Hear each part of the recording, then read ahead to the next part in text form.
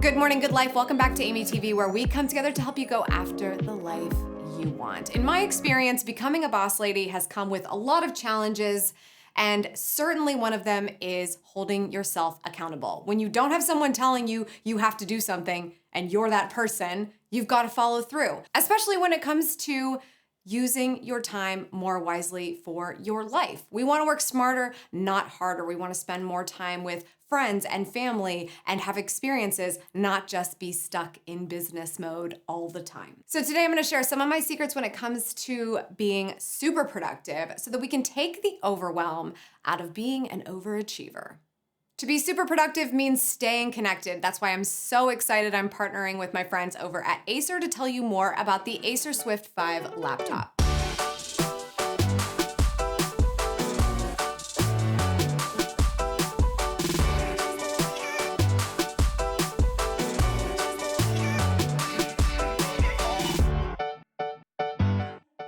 If you're like me and you're a mobile professional working whenever, wherever, this is something you're going to want in your arsenal.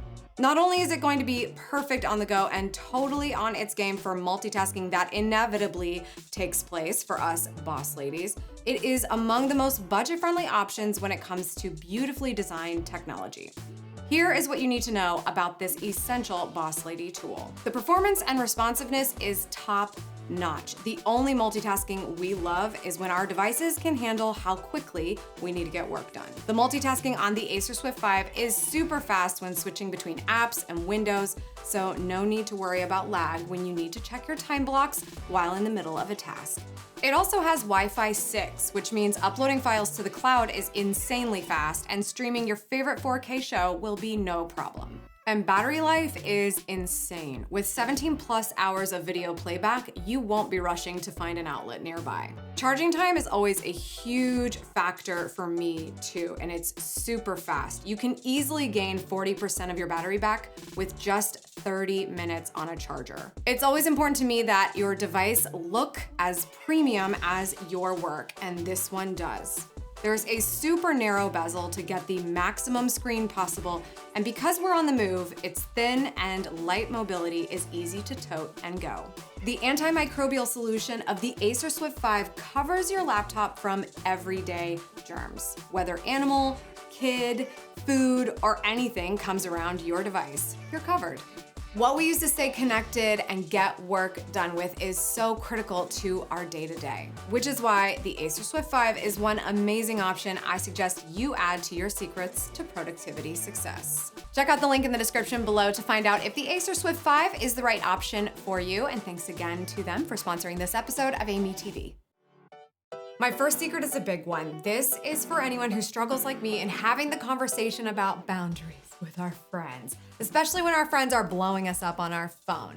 The lovely thing about the smartphone is that people can get a hold of you at any time if they want to. The horrible thing about that is it could also be during work hours, or worse, if you're trying to focus on a project, like a lot of us do, especially if we own our own business and we're the one in charge and we're the only one that can deliver. Do not disturb, I tell everyone about. It's no secret, just turn on do not disturb when you're working on something you know you need to focus on. But the other thing that I do is I actually have weekday settings. I know, it's ridiculous, but it works so well for me. I will go into my notifications. I will turn off text messages, no sounds, and nothing. I don't want anything popping up on my phone because I do still use it to hold myself accountable for time blocking. So I do need some notifications, but not text messages that are not a priority. I'll turn those off, I'll turn those notifications off, and I will also move the app away from my home screen. I will tuck it away somewhere so that I do not accidentally look at it throughout the day. That's the biggest thing. Sometimes I'll turn on the notifications again at the end of the day. Sometimes I don't. Sometimes I don't turn them on again until the weekend. But the biggest thing is just at least during that core space of time that I've got to get work done, I am getting that app moved, because the easiest way to have the conversation about boundaries is to just ignore your texts. If you just don't reply, it's a pretty good indication that you're busy. My next secret is less of a secret. We talk about this a lot, but it is totally worth mentioning, and that is calendar blocking and my time cubes. The more you can plan out your week, the better it's gonna go for you. Things are not going to go according to plan, and that is okay. If plans change, if an appointment can't happen or a project can't be worked on because of moving pieces and parts and people, that is okay. But the point is that you make the plan, so you try to do the best you can. My biggest thing is I love to calendar block everything, but I also need to be held accountable with a timer, which is why I love my time cubes. If I have 30 minutes to get something done, I will set my timer for it, and this little buddy is gonna start counting down. I like seeing this little red flashing light and this number going down because it'll help me stay focused. I'm less likely to go to another tab. I'm less likely to check my phone. I'm less likely to take a phone call, any of those things, because I know that I just have 30 minutes to do this. The point being that even if whatever I scheduled takes longer than 30 minutes, at least I spent that time as focused as possible to figure out if that's the case. It's a totally different situation if you're like, oh man, that took more than 30 minutes because I was distracted the whole time, or I didn't give myself an environment to be able to focus and get things done. So my Google Calendar is going to be fully calendar blocked, and my time cubes are when I know I need a great deal of help focusing. And my next secret is that I actually can't stand the quiet. If I'm focusing on something, if I'm trying to be productive in a very short period of time, I don't listen to anyone talking, I don't have the TV on, I have to use a focus playlist. Spotify has so many options. Really, any genre of music that you like, you can probably find a great focus playlist there. And the other thing is that you don't have to sit there and create it yourself. That I love.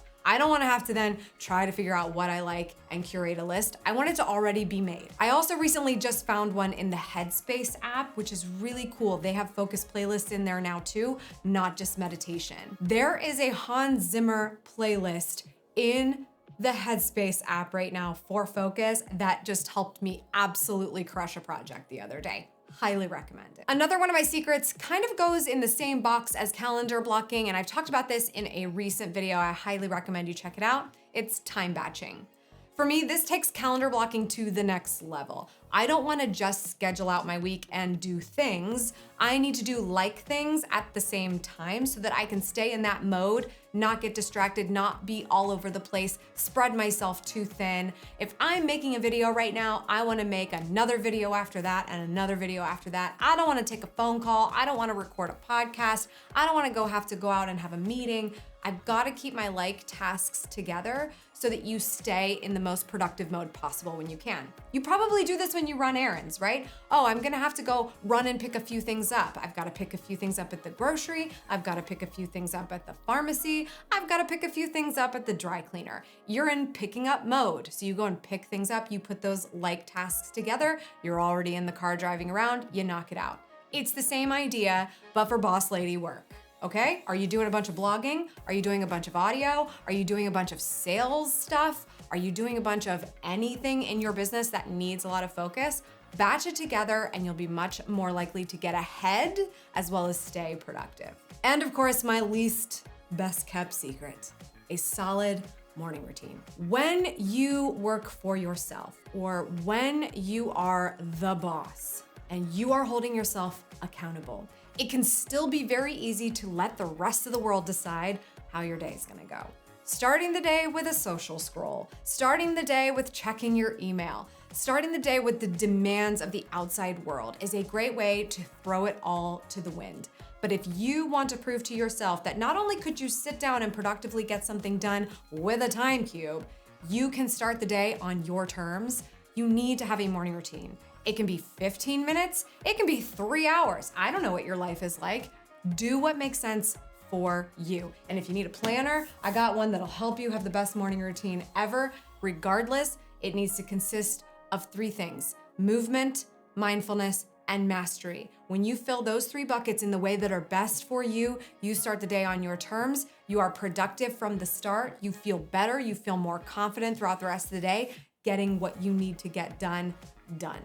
I'd love to hear your thoughts on these tips in the comments down below. Are they gonna help you become more productive at being a boss lady? Which one are you going to do first that you haven't tried? I'd love to hear from you. Thank you so much to the Acer Swift 5 for sponsoring this episode of AmyTV. There will be links down in the description so you can find out if it is the right laptop for you. That's all for today. Thank you so much for tuning in. I appreciate it as always. Remember, subscribe for good vibes, kiss the ones you love, and go after the life you want. Cheers.